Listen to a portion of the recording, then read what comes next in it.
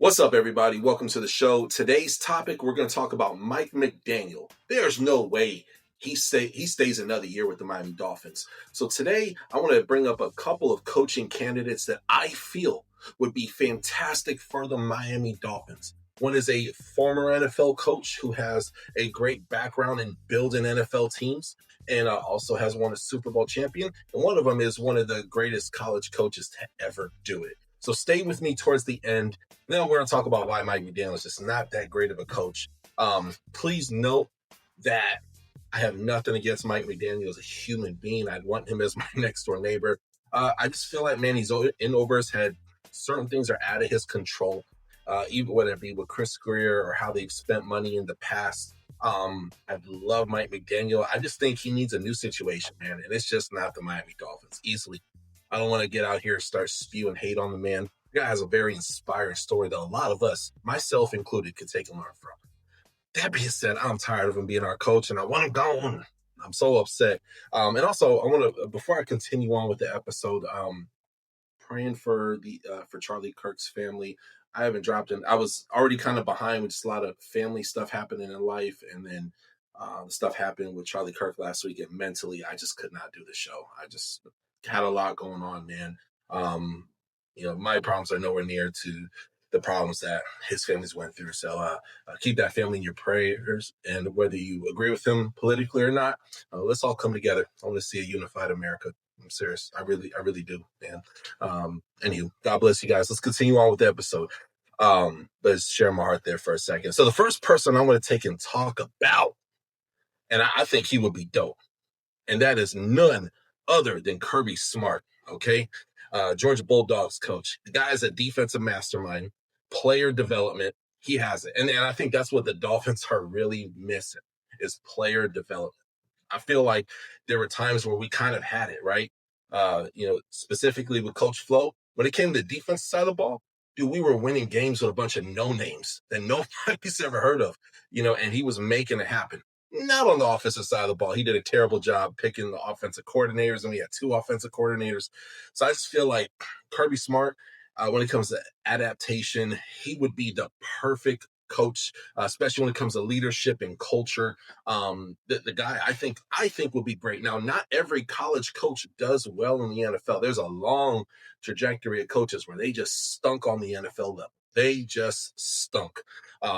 Now, when it comes to NFL talent evaluation, recruiting at an elite level in college is kind of similar to NFL roster building. That's something that's important to note. Now, Kirby Smart does have an eye for identifying talent and putting players in the best position to succeed. I mean, he has literally built up some of the most dominant defenses in college football history, which I would love. Also, offensively, dude has put out a whole bunch of really, really good players who are currently in the NFL. He has a lot of connections as well too. He'll be bringing his luggage, as Coach Prime would say, with him. Big game experience, multiple national championships at high stakes level playoff runs, and he's a high level decision maker. You know what I mean? When it comes to being under pressure and being in those prime time moments, he's used to spotlight, media attention, high expectations that mirror really the NFL environment.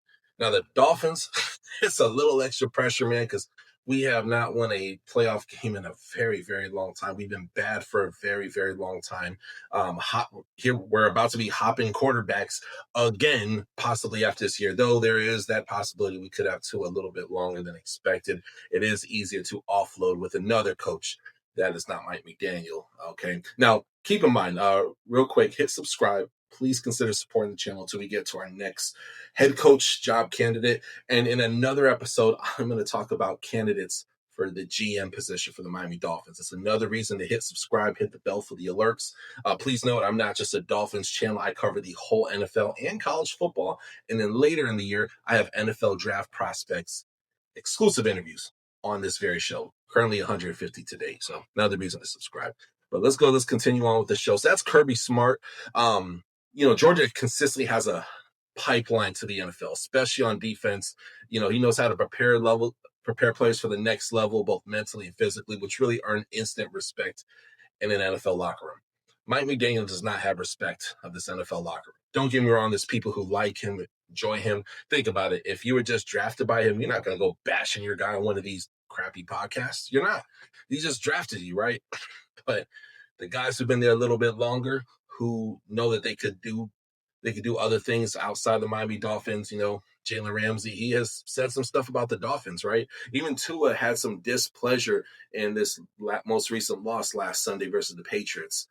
So I don't know, man. To me, he's lost the locker room, and the guy looks deflated. He looks like he does not want to be there. So, I also want to mention one last thing. He does have the ability to design schemes, disguise coverages, maximize player strengths, which ultimately translates perfectly to the NFL, where defensive chess matches, are really key, especially to win, games. So we got to build up that defense, man. With all the talent we have, a guy like Kirby Smart could really turn it around. So that's Kirby Smart. Okay, that's my college coach. I could go crazy down the pipeline of other people that I think could potentially be a head coach. The next person I want to talk about is a guy who lost his job. I'll just get to it. It's John Gruden. John Gruden, man, I love John. John, for those who don't know, he had some emails. Some say they were leaked. Some people, there was some type of investigation, and there was some really nasty stuff, some really inappropriate stuff on there. Do I think he's a racist? No. Been around real racists before for sure, but he said some pretty wild stuff on there. You know what I mean? That people shouldn't be saying about one another, just anybody. You know what I mean? Even if you're the same culture as that person, just really terrible stuff. And yeah, man, he's vehemently apologized. And man, I think he's been out of the game for a while, and the dude is great at talent, great at building teams. He won a Super Bowl with the Tampa Bay Buccaneers, and ultimately that experience has ultimately led him to be an elite coach. Now, granted, I will say that was Tony Dungy's team. Okay, I'm old head. I'm 36, so I still remember when he got cut and went to the Colts to go coach up Peyton Manning, right? But when it comes to offensive creativity, right, this guy offensively has it. Gruden, he is one of the better offensive minds the NFL has seen, designing complex West Coast style systems. Could you imagine? Let's say they keep Tua, they keep Tyreek. I just don't see that happen. And even Jalen Waddle, he'd have the speed and precision to really run an innovative, high-octane offense. Now, granted, Tua is not going to be there. I don't see them coexisting with one another. At this point, Tua is just making bad decisions, and you cannot blame Mike McDaniel for that. Okay. Also, when it comes to quarterback development, here's some guys who he has developed: Rich Gannon. Okay. Rich Cannon, Brad Johnson, Jeff Garcia, Derek Carr. So those are some decent names, especially, Brad Johnson. He was not a high-profile guy, but he won a Super Bowl with him, right? He did his thing. Derek Carr was good for a little bit. Jeff Garcia was good for a while, right? So, and then, of course, when it comes to receivers and building up offensive teams, he's done it, And this is a guy, he's intense. He's very intense. He shows great leadership. And for the NFL to really be taken away from him, right? You don't know what you have until it's gone. I could see a world where it's redemption for John Gruden, and a world where he comes back better, stronger than ever as a coach. He does have experience in big markets as well, too. He's coached in Oakland, Tampa, and obviously working as a high-profile ESPN analyst. Gruden, he understands the media spotlight and pressure and knows what it's like to play in big-time moments. Just how I talked about Kirby Smart being a defensive juggernaut of a coach and also really good offensively. John Gruden's he's good on defense as well, too. He's really good on offense as well, too. So he does bring that veteran presence to really match the young talent as well, too. He brings a lot of balance. And ultimately, I think he would be great. I think he will be a really great coach. He'd be fun. I think he'll be adored by the Miami fans. I can see Chucky dolls with little Miami Dolphins jerseys out there, and man, that'd be pretty cool. So those are my two guys I would like to take and see. I need you guys again. Hit subscribe. Please consider subscribing. It doesn't cost you no money, but if you do want to donate, all that information's below. And before I finish off the episode, man, huge Dolphins fan. I want the best for this team. All of us want our team to win every year because we're in a big market. Miami is a big market. We're letting down every year. Every single year, man, we are let down as fans. And man, it's frustrating, man. It's actually, it's hard to be a fan, but I still am a fan because I love this team.